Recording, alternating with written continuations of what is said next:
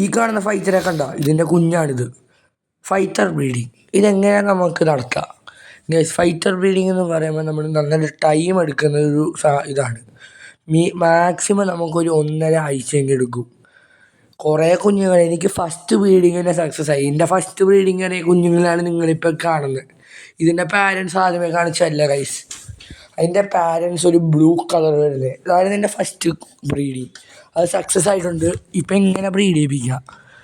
ഈ ബ്രീഡിങ്ങിന് വേറെ പ്രത്യേകിച്ച് കാര്യങ്ങളൊന്നുമില്ല ഗൈസ്. നിങ്ങൾ ഈ കാണുന്ന പോലെ ഒരു പ്ലാസ്റ്റിക് കവറിൻ്റെ ഫ്ലോട്ടിങ് വെക്കുക. ഇതുപോലെ ഇത് വെക്കുമ്പോൾ മെയിൽ ബബിൾ വെക്കും. പിന്നെ ഫീമെയിലെ നമ്മളൊരു അവർക്ക് 2 ദിവസം കാണാതെ പോലെ ഒരു ഗ്ലാസ് ട്യൂബിലാണ് ഒരു കുപ്പി മുറിച്ചിട്ട്, ട്രാൻസ്പെറൻറ്റ് കുപ്പി മുറിച്ചിട്ട് അതിലിട്ടും വെക്കുക. ഒരു ദിവസം വെക്കണം. വെച്ചതിന് ശേഷം വിടുക.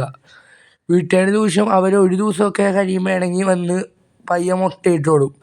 അതിന് ഇപ്പം ഗൈസ് നിങ്ങൾ ബ്രീഡ് ചെയ്തിട്ട് മെയിൽ ബെറ്റ ബബിൾ ഇട്ടില്ലെങ്കിലും അത് ഇട്ടോളൂ ഫീമെയിലെ കാണുമ്പോൾ.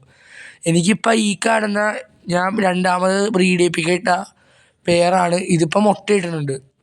ഇതിപ്പോൾ വീഡിയോ കാണുമ്പം അറിയാൻ പറ്റില്ല, പക്ഷേ ഇട്ടിട്ടുണ്ട്. കുറേ ഉണ്ട്. ആദ്യമേ കിട്ടിയതിനെക്കാട്ടും ഇപ്പോൾ ക്വാണ്ടിറ്റി കൂടുതലായിട്ടാണ് കിട്ടിയിരിക്കുന്നത്. നിങ്ങൾ ശ്രദ്ധിച്ച് നോക്കിയാൽ കാണാം. ഇതിൻ്റെ സെക്കൻഡ് പാർട്ട് ഇനി ഉടനെ വരും. ബായ്.